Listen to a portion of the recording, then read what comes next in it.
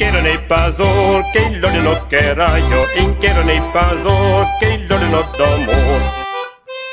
Becker s'était vanté d'avoir obtenu une médaille d'or en Chine avec son vin. Celui-ci était visible sur son site web, principalement du vin blanc, du Mont Bazillac. C'est un vin liquoreux du sud-ouest, produit en face de Bergerac, sur la rive gauche de la Dordogne. Les nouveaux chouetteurs auront pu voir les bouteilles en vente au lingot d'art. Sur place, à Rochefort ou en vidéo. Le logo apposé sur l'étiquette est doré, trop chargé, avec une lettre R censée représenter sa royauté fictive. Pas moins de 4 couronnes, on est vraiment dans le bling-bling.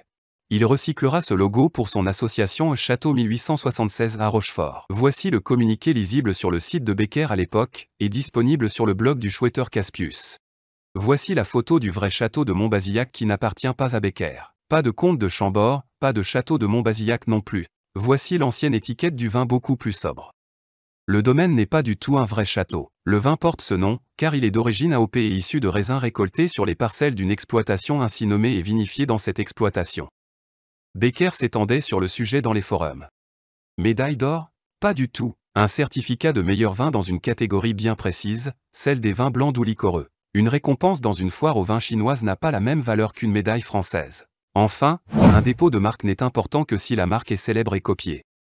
C'était plus facile de gagner. 2012 était un millésime moyen pour le Mont Bazillac blanc. Il est noté 2 sur 5 chez les cavistes. Mais justement, le vin présenté est de 2004 et non de 2012. En effet, en 2012 la récolte fut mauvaise. Les vieilles vignes ont subi les plus fortes pertes de récolte. Peu de pluie et trop de chaleur.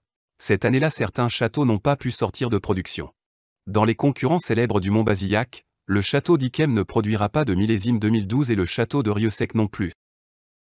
Becker a l'habitude d'utiliser les rouages de la justice et pour se protéger, utilise de multiples sociétés écrans. Nous en reparlerons. Ici, il a utilisé l'astuce du changement d'adresse et, par conséquent, du courrier non reçu. Malheureusement pour lui, cela n'a pas marché. Cette méthode explique le grand nombre de domiciliations de Becker. Outre Monaco et Angers, sur lesquels nous n'avons aucune certitude, nous avons Gordes. Mais aussi Rochefort, Saint-Césaire-sur-Siagne, Châteauneuf de Gadagne, Saint-Martin-la-Méanne, Argentat et Lésigné dont nous reparlerons.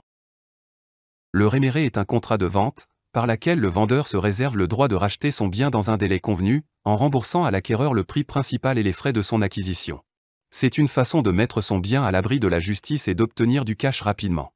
Une activité bien juteuse que nous détaillerons dans une autre vidéo.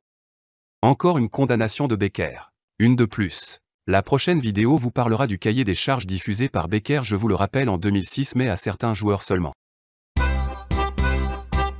Inchero nei pasor, che il lode no queraio, inchero nei pasor, che il lode no d'amor.